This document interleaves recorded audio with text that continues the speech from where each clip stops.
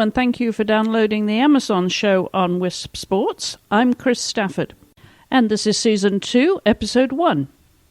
You can join in the conversation at any time by following us on social media. We hope you will, and share and like. That's at Wisp Sports. And you can also reach us directly by emailing info@wispsports.com. We would love to hear from you.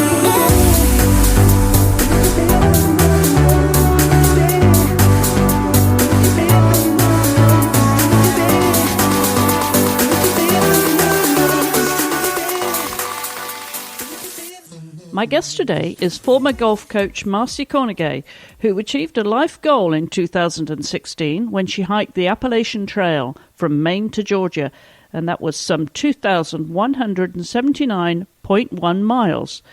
The early miles she did alone, and then she met a group who were to become hiking buddies for months, and then friends ever since. Marci decided at short notice when she would start on the trail, giving herself only 2 weeks to prepare. But, undeterred by the challenge she faced, she left on July 21st and finished on December 4th, just less than 5 months to complete one of the most well-trodden trails in North America. The highs and lows of long-distance hiking are inevitable, and Marci had her share too when she overcame injury and fire, only to find trail angels that would save her and restore her faith in humanity. Nowadays, Marci reflects on conquering the Appalachian Trail as only one journey, with many more hikes on her bucket list. Hi, Marci. Thanks for joining me. Thanks, Chris. It's a pleasure. Well, we got to know you, of course, for the work you do for We Coach, but I also discovered, I think it was last year, that you let out this just incidental news that you actually hiked the Appalachian Trail once. So I thought, that's a story we have to come back to. I know. It's one of those stories that, you go out and you do it and you have this experience, and then it sort of slips up in conversation as if everybody in the world knows all about the Appalachian Trail, just like you do, that they live it and breathe it, like I do. And I got to say, I really have enjoyed meeting you over the course of the last year as well.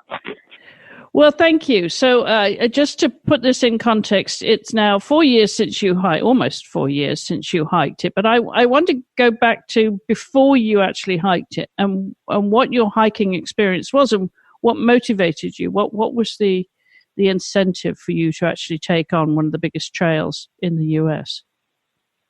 Yeah, I mean, as far as my experience as a hiker, I guess probably one of my favorite activities is walking. And I say that sort of tongue in cheek, but, growing up, I was privileged enough to have two parents that would take us on adventures, and we would go camping and things like that. But, I really grew a love for the Appalachian Trail when I learned about it as a student at the University of Mississippi.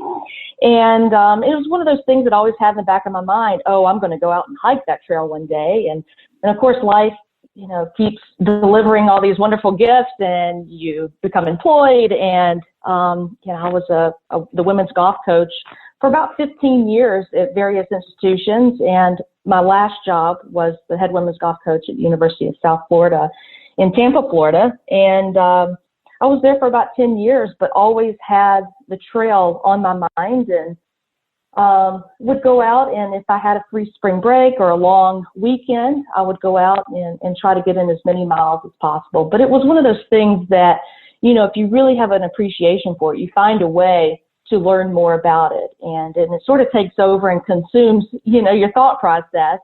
And so every year, the Appalachian Trail developed sort of a hiker season. So it would start in spring for people that were going from Georgia to Maine. And I would get online and find a couple of people that were documenting their travels and think, okay, well, I'm going to follow them, sort of live vicariously through their travels. And maybe one day I'll have an opportunity to do it. And it was when I ended my coaching career at USF that I realized, I've got time to do something like that.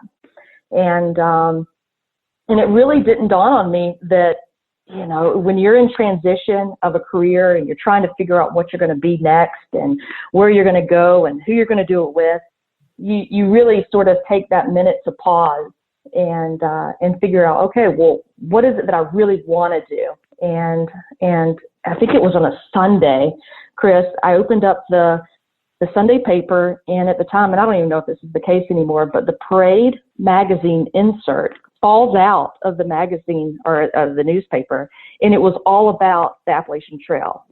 And it was almost like my sign. There you go, Marsh. This is your answer. You're going to go and you're going to take 4 to 6 months or so, and you're going to go and through hike the Appalachian Trail. And at that point, that's when I knew I had to get started. But that was so late. That was in July of 2016. Almost 4 months after hiker season started. And so to get prepared in such a short amount of time, that turned into a whole nother story. Well, let's talk about that then. How long did it take you to prepare? Did you actually hike any part of the trail as part of your preparation? Or were you able to condition yourself to the conditions that you were expecting, just hiking anywhere? No, I bought a couple of items online, and I decided to take a couple of road trips just around. I went down to Costa Rica and went into the rainforest just to get away, kind of clear my head after leaving my last job, and wait for Amazon to bestow all these wonderful hiking gear and gifts to me. And then when I returned home, got my sleeping bag together, I got my cook stove, my camp set, I purchased a new tent and just really re-upped my game. I re-upped my gear game. And really within 2 weeks of making that decision to go ahead and through hike, I was booking my flight up to Bangor, Maine, where I would start the trail July 21st of 2016. So really it was a 2-week period before, making sure that this is what I wanted to do, ordering the gear, having my last little hoo-rahs at home, and then hitting the trail. But in terms of preparation, Marci, you're not always going to have someone by your side if you meet an unfriendly bear or a snake. Did that faze you at all?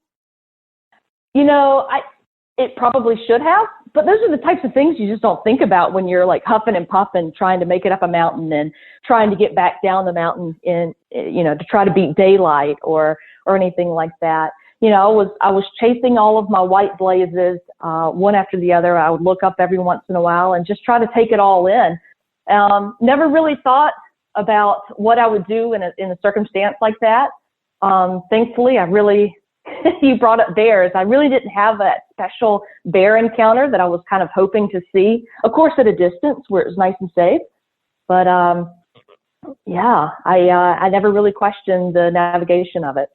So you didn't feel threatened then at all by either humans or animals? You felt quite safe, did you, as a woman? You're a woman alone. It's not like you were in a small group or had any company. Right. Yeah. No, I started off by myself. I went up to Maine and spent a couple of days by myself before I really started, getting out and meeting people. And it is a pretty social trail, and especially it's real seasonal. So as I was walking southbound, there were a lot of northbound hikers that were coming up through where I was to finish the trail and to finish their through hike. The trail is much less traveled heading southbound, particularly this late in the season. By this point, when I'm starting to try to reach out and utilize people as resources, we were getting late into July, mid part of August. School starts back, kids are off the trail, things like that. So it was one of those things that, you reach out, you lend a hand, you share a little bit about what is next coming up over the next couple of miles on the trail, if there's water or not, if there's bear activity, if there's snakes on the trail, if there's strange people to watch out for. So you really utilize, whatever those resources are. Thankfully, after I left Katahdin, you end up in the 100-mile wilderness, which is, it is literally 100 miles of wilderness where you can't get in, can't get out. And I was able to meet some young hikers. I think they had just graduated from college. One was still in college. And me as this middle-aged woman, I was thinking, okay, well, I've got to latch myself onto these people or I will never get out of this wilderness and I will never make it to Georgia. And I kept thinking, okay, don't panic, Mars. Everything's going to be fine. You're going to end up in Georgia, 14 states away. just as planned. And you really lose sight of how important it is to just stay one step at a time. And so I met these kids and latched onto them, and we ended up being hiking buddies for the duration of the entire hike. Oh, wow. Almost 140 or so days out on trail. We probably spent a good 100 days together, and ultimately ended up meeting their families and came off trail in Virginia, and just taking advantage of the different hiking communities that are along the trail. Yeah, that's awesome, the people that you meet along the way. Because I've read a few books about hiking the Appalachian Trail, not least of all Bill Bryson's book, A Walk in the Woods. Oh, and I know he didn't quite finish it, but he told wonderful stories of the trail. And I've read others too. And sometimes I've heard reports that actually the humans can be more of a threat than the animals. Sometimes you get some really weird people out on the trail. Yeah, unfortunately. And without knowing the details, but, just this past year, there were a couple of deaths, untimely deaths on the trail by, people that went out that were not stable or not fit to be out on trail or be alone or be with a weapon, which you shouldn't have weapons out there anyway. Huge advocate for not hiking with weapons. But yeah, you do have to really look out the people that are on trail. One story in particular, I was walking through New Jersey, and it was one of those things. I was actually hiking at that point in time by myself and wanted to catch up to these new friends that I'd met, and thinking that, okay, if I hike, the entire day and maybe a little bit into the night, I might meet them, in the next day or two, and came around and crossed over the New Jersey Turnpike or near about, and thought, okay, well, it's, I'm getting close to midnight. I'm exhausted. I'm going to take the next shelter that comes up. And it was right on the other side of the turnpike. And I walk in, and it's pitch black, no stars, no moon, and don't hear any noise. So I think, okay, well, I have this little camp area to myself. I'm just going to pitch my tent. Or actually, better yet, I'm going to jump into the shelter. I'll have the shelter to myself, and then that way I can get out first thing in the morning.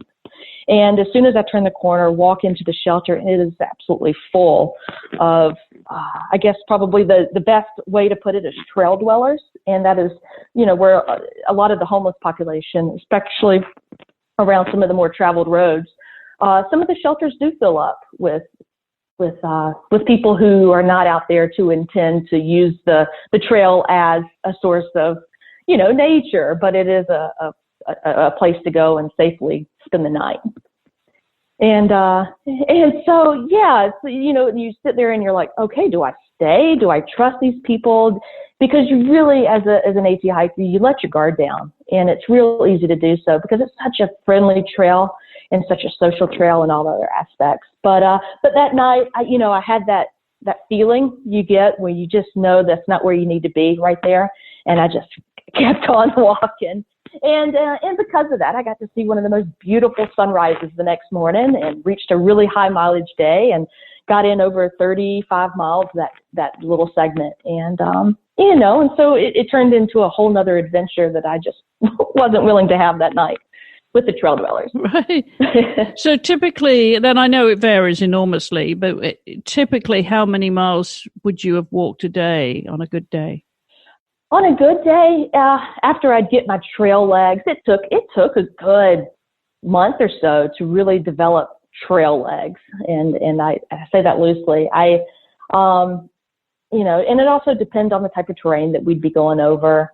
But for the most part, anywhere from 15 to 20 to 22 miles or so was a really good day. There were some areas in New Hampshire where you're going over the White Mountains where, if we could get to 10 miles, we were pretty happy with that. But the ultimate part is to make sure that you found a place at night where you felt comfortable staying. So there were a lot of parts where you pass signs and it would be, beware of the bears and watch out for bear activity, high bear activity here and there. And so you want to keep, you want to avoid those areas. You don't want to wake up next to a bear. No, you don't. But you said you obviously had a tent. And so, I mean, how much protection did that give you? I mean, if a bear came along, a curious bear in the middle of the night, how well could you sleep? I'm curious because that, I think, would give me a very sleepless night, not knowing what was outside the tent. Yeah, you know what? I took a lot of Advil PM, and that helped quite a bit. I learned that I couldn't take melatonin, but that Advil PM was serving dual purpose right there. It was taking care of my aches and pains, and I could do a commercial for them right now, obviously. But as far as your tent and your shelter goes, you trust it, and you trust that if you can't see in, they can't see in, or if you can't see out, they certainly can't see in. And it really is this false sense of security, but it's more mental than anything else. And if you can go to bed thinking, okay, I'm in my shelter, this is my reprieve from everything else out there, then you're probably going to have a pretty good night. And plus, you're just so dog tired, it doesn't really matter where you lay your head. Well, there's that part to it too. Now, we've heard often about the trail angels that are there along the way. Tell us about those and your experiences with them.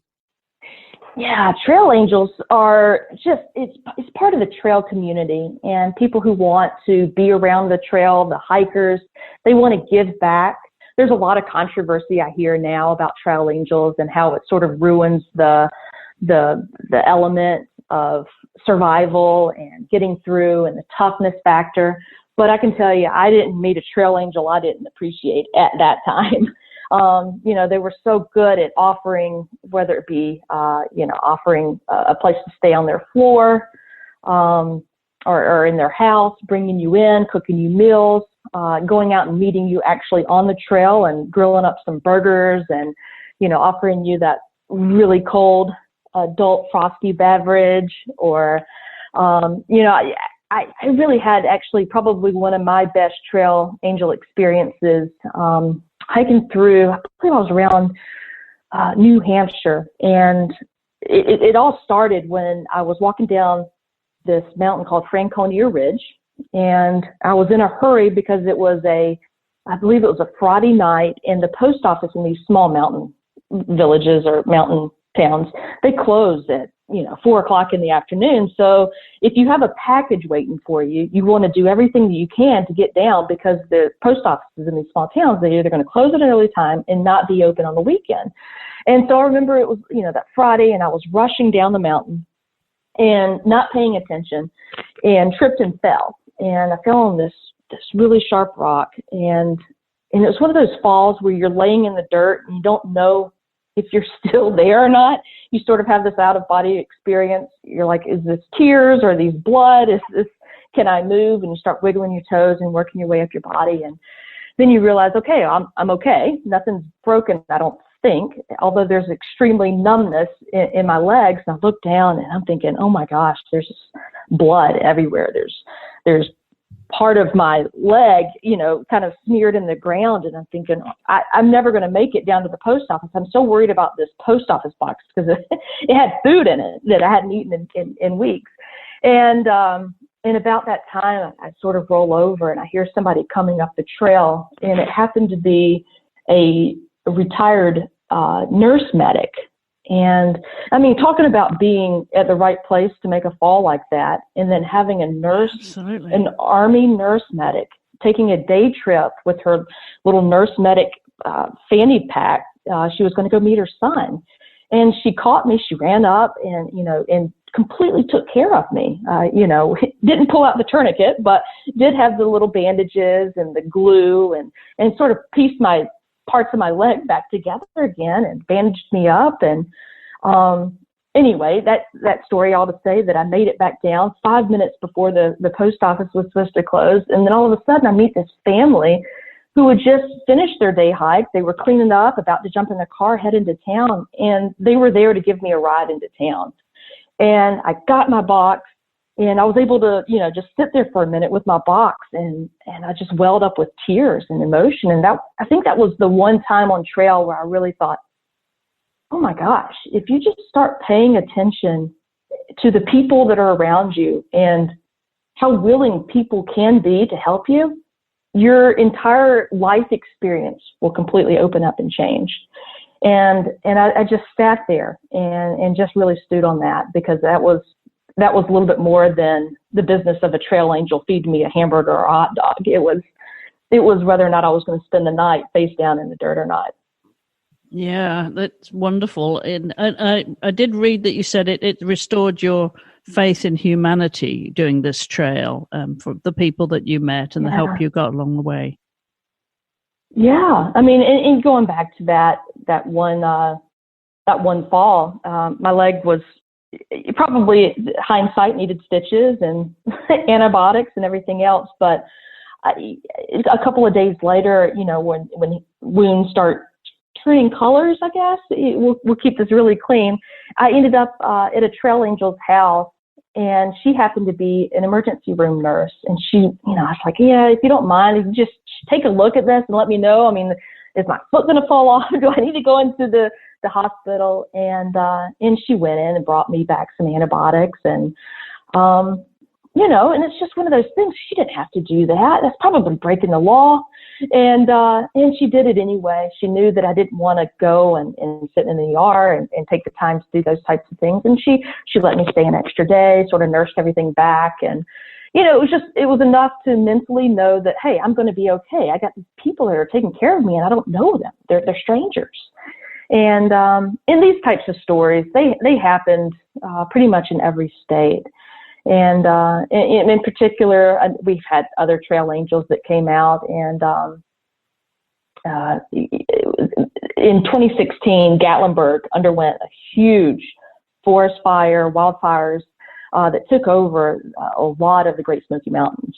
And so, that sort of leads to a whole nother story that, just that faith in humanity.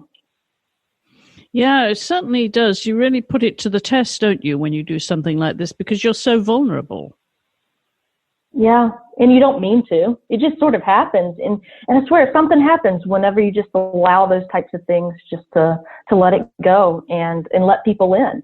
I all I could do was compare it to when I was coaching, and, you go a mile a minute trying to make everybody around you gel and create this cohesive team, and all you want to do is compete and win, and it's that daily grind. And then you never really stop long enough to say, you know what, I'm here maybe for somebody else, or somebody else is here for me, and what can we do for each other to keep that faith in humanity.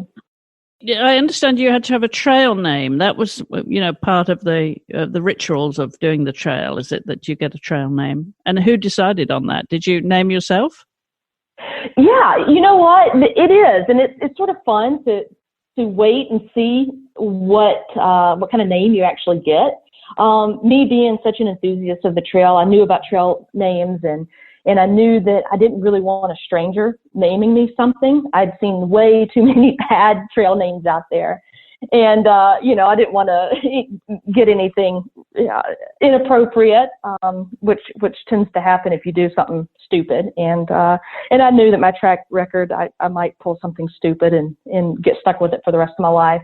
So some friends of mine and I, we were talking about me going out and doing this. They first thought I was a little crazy. And then we started talking about trail names, and Blonde Bear came up. It was something that back in the old days, I really wanted to brew my own beer, and I wanted to have this label that was going to be distinctive of all of the different beers that I would brew.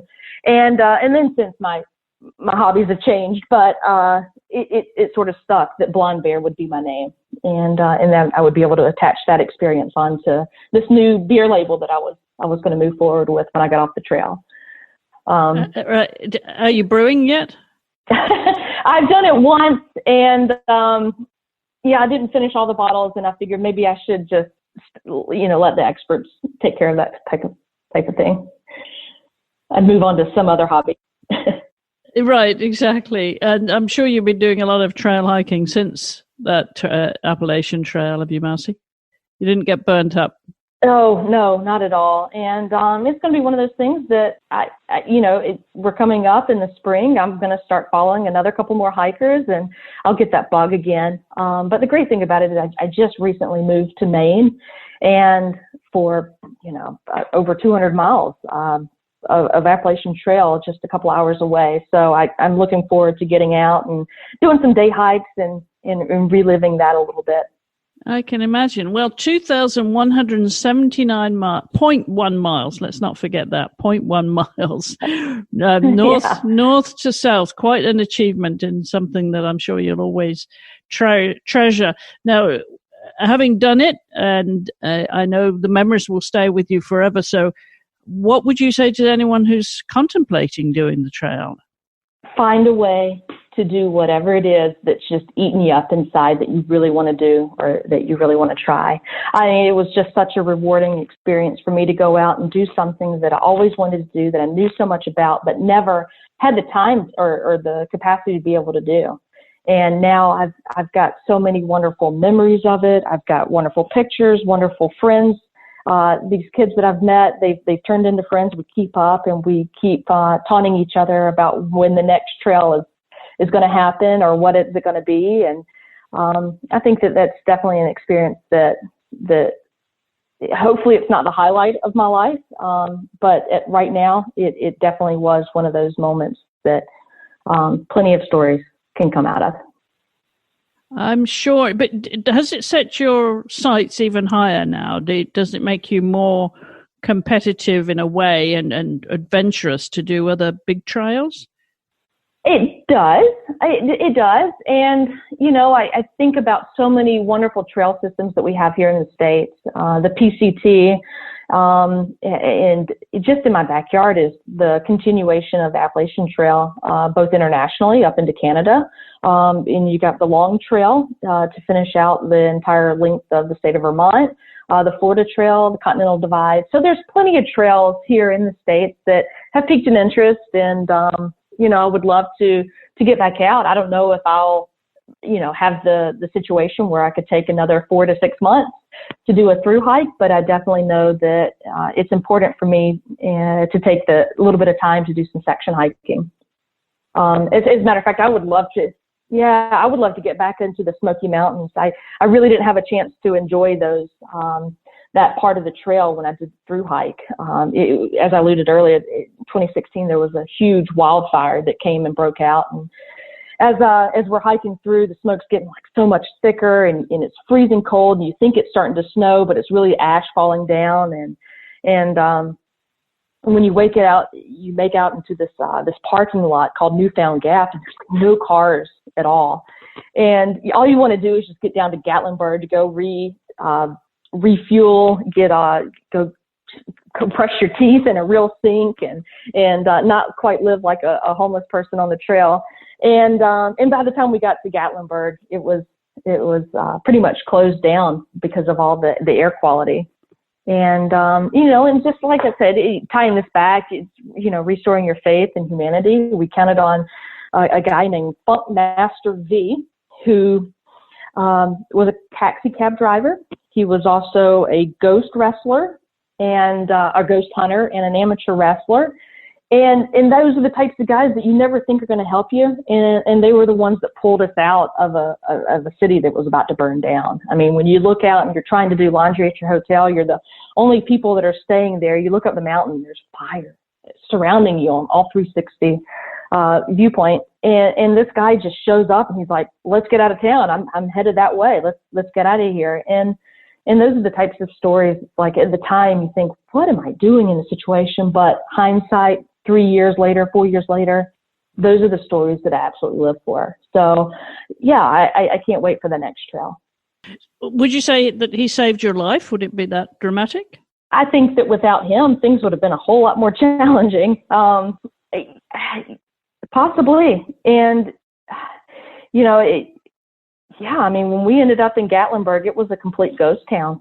And we thought, well, the hotel's still open, so we'll just stay here. And, with the type of weather that was surrounding us, the winds that were whipping, nobody knew or how to predict or expect what was going to happen next. So it really was just sort of just this weird moment. And we really had to think on our feet. And, there were shelters in place, and they were surrounded by fire. We couldn't even get into the shelter areas. And it's really a fascinating story to go back and reread, how much was lost in that area during that time, during those wildfires. and they could have completely been prevented. I mean, they were all arson type fires, which is very sad to the environment and naturally. But yeah, I mean, I think Denny Funkmaster, I thank him still to this day for showing up in his minivan with his mirror ball in the front dash window and getting us out of town. I don't know what we would have done. Yeah, what a wonderful story. Well, what a tremendous experience all in all, Marci. And I'm sure, as I said earlier, those memories will last you a lifetime. So I appreciate you taking the time to share them with us. Oh, thank you so much for letting me open up my journals and share these stories, because it's so much fun to relive. It really is. Well, good luck on the next one and future hikes, and happy trails, as they say. Thanks so much, Chris. Thank you so much for having me on. I appreciate it. Hi, I'm Nikki Daly. I'm an international field hockey player for Ireland, and I'm also a motorsport engineer. I'm a proud WISP ambassador because I am very passionate about women in sport, particularly in hockey and motorsport. I think WISP Sports is a fantastic platform. It promotes all women in sport from any level, right the way down through to grassroots level. And I think it's really important for young girls to be able to see their role models, to see that people are out there achieving great things at different levels in sport, and it gives them something to look up to and try to achieve themselves. If you would like to follow me, you can follow me on Facebook, Nikki Daly, Instagram, Twitter, and under my Formula Female Instagram and Facebook as well for the motorsport side of what I do. Thanks for listening and helping WISP Sports turn up the volume on women in sport. And if you hop over to our website, wispsports.com, you'll find links to Marci's social media on our show notes. Just go to the Listen tab and drop down to Transcending Sport. And whilst you're on the website, do take a look around at some of the other coverage of women's sports from around the world and across all sports. We cover everything both on and off the field of play. And if you would like to contribute to the stories, then we'd love to hear from you. You could drop us a line to info@wispsports.com, or you can leave a comment on our social media channels at Wisp Sports. We hope you will share and like us there. And if you are on iTunes at any time and feel like giving us a review, we would love that, because that does make a difference to where we are on the Apple Podcast apps and other apps. Until the next time, thank you for listening and helping us turn up the volume on women's sports.